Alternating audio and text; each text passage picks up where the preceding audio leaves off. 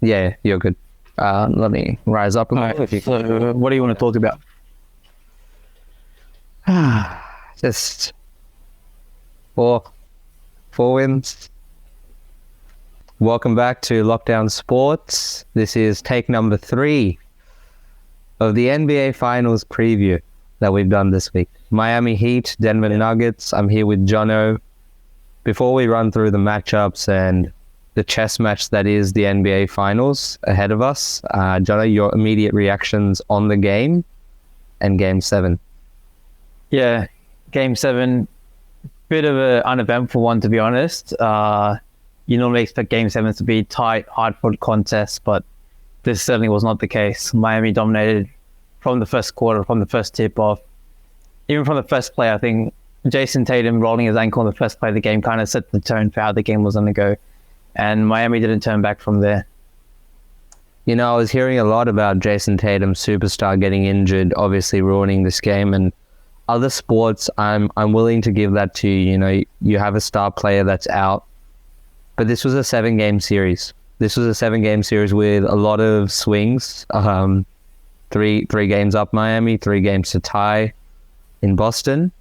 I don't think we can really use that excuse, especially against a Heat team without 2 of their guys in Hero and Oladipo, as well as Gabe Vincent already missing a game. It's a shame for the spectacle, for the ratings, but we're not Adam Silver here, you know. In terms of the basketball play, it's a part of sport. It's the worst part for me.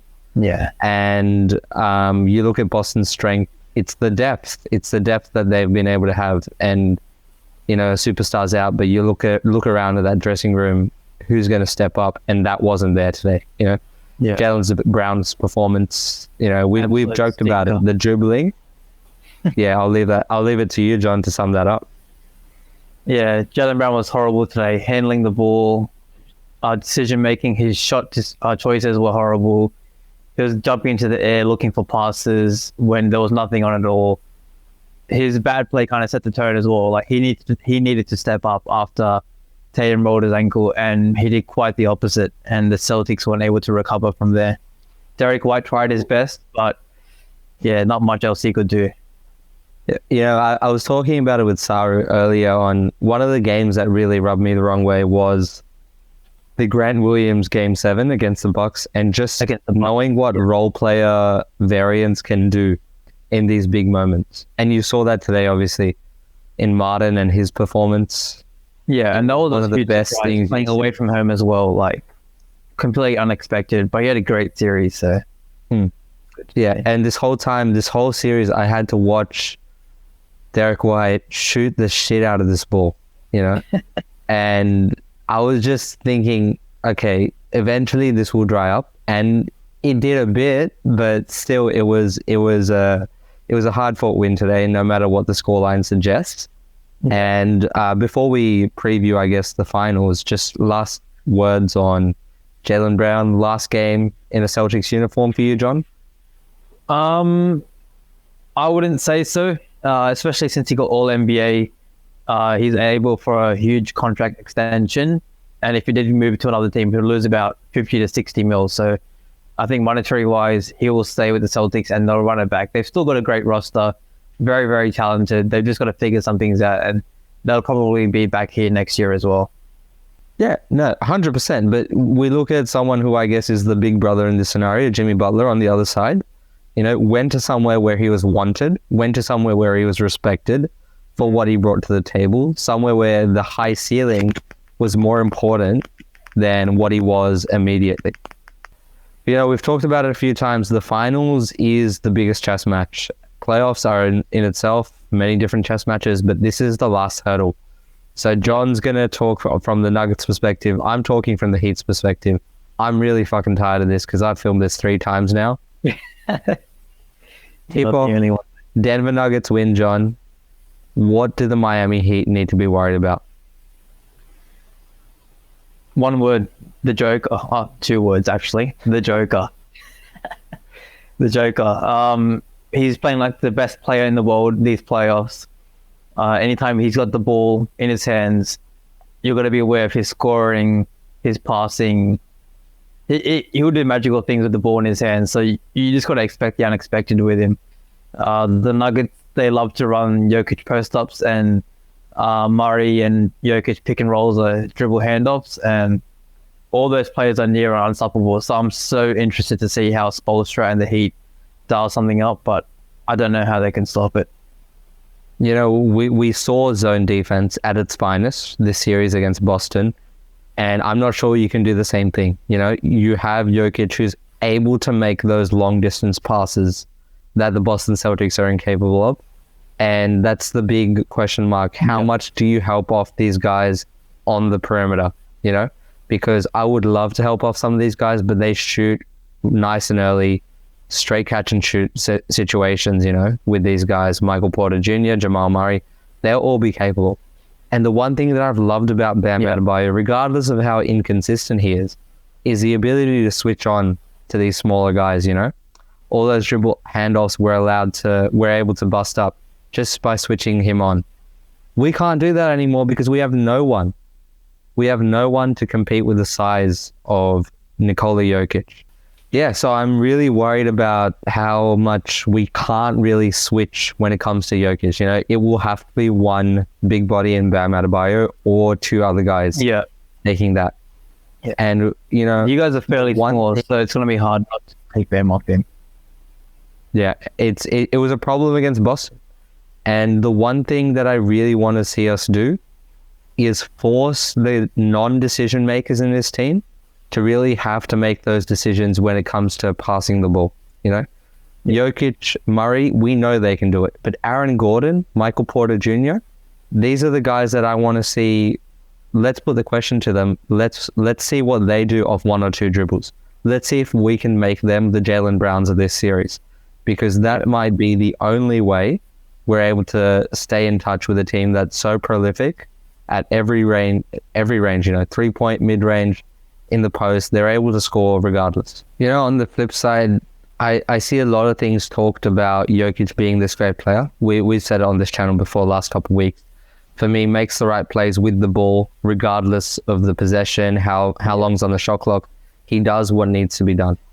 And the flip side of that equation has always been he's not a good defender. You know, the numbers lie a little bit because of how good they are in offense. You know, most of the time it is that set defense. They don't really do as much transition defense. Yeah. And I think that really rubs off on the numbers. But you attack this guy at the rim, Bam Adebayo, Jimmy Butler, the question mark is there because you can't really rely on these role players as much now. You know, we've got potentially 7 games ahead where you have to drive aggressively at the rim and make the most of it. Yeah, I think Jimmy might thrive this series because Robert Williams was giving him some troubles this series in the conference finals just then. And Jokic is not really a shot blocker at all. He tends to let you shoot freely at the rim because he doesn't want to pick up fouls. So either you can get him in foul trouble or you can get easy layups. So I want to see that Jimmy and Bam attacking him, but the Nuggets will have to find a way to help him out. Yeah, and that's not the only way. That Miami is going to go out there, shoot a lot of threes. It might be the role player. There's going to be a lot. There's going to be a lot of dribble handoff actions. There's going to be a lot of screens with Bam, not really rolling as aggressively compared to some of the other guys in the league, but he's going to set really hard screens that I'm sorry to say most of these other guys aren't able to do. Yeah, Bam's a great screener. Great screen. And if you're able to tire Jokic out, that is the only way we can have a chance in this series. You know, we'll get to predictions later on, but it's all about making sure we have the best chance to win and leaving everything out there. We talked about in the Boston series, I want to lose having played the best basketball. And if we can do that in the finals, no complaints from me. Yeah. I think with the team that's led by Jimmy and Spo, they're going to play at their best pretty much every single game. If not, they're going to play with their heart and give themselves the best chance to win. So, yeah, against the Nuggets, it's a tough ask. Nuggets are a great team, but, yeah, I'm unsure of how this series is going to go. I'm leaning towards the Nuggets at the moment, but, yeah, I don't really want to bet against Spo and Jimmy either. Yeah, and that's been the story of the playoffs. The Heat have been bet against every step of the way, and this is going to be a really tough challenge, you know. Everyone wants to talk about the Jokic Markieff Morris fight last season. You know, have a little joke about that. But for me, the problems with the Nuggets that the Heat have had are long-standing. We haven't beaten them since that regular season part, right, of the bubble. You know, so it's been a long time since we've beaten Denver full stop. And I know Tyler Hero is going to come back, maybe shake some things up. Projected for game 3, but we'll see how it goes. Yeah, we got to see, because we're going to need every point we can score against this defense, and I'm not too sure we can keep it up with the role players. Anyways, we'll leave it there. Predictions, John? Back in Denver in 6. They closed out in Miami. I think that's a good bet, and I've said this a few times now. As I've said, this is take 3. I'm going with Denver in 5 if my money's on it. If it's my heart and soul, Let's hear it. It's Miami. Miami in what? Miami in 6. In 6. Okay. In 6. Interesting. It's been a long run for them so far, mentally and physically. Denver's been off for about almost 10 days by the time game 1 happened. So, look, it's we need to talk to some sports psychologists, because there's some sort of rhythm I'm sure Miami's built, having a game every 2 days, you know. For the last 14 days, Miami's played a basketball game. They're in as much rhythm as they can be, and they are fatigued, you know. There's pros and cons to it. yeah. But I know that Denver team hasn't played serious basketball in like 2 weeks, man. Yeah, and I haven't seen the Denver team be out of rhythm the whole playoffs either, so I don't think they'll come into the series out of rhythm, especially with the way Jokic plays the game. But yeah, you never know. You never know. The Heat defense with Spo, they always find a way to cause troubles for every team, no matter who you are and who you got. Anyways, stay tuned, stay locked in, guys. New video next week. Ciao. Nick Nurse is the GOAT.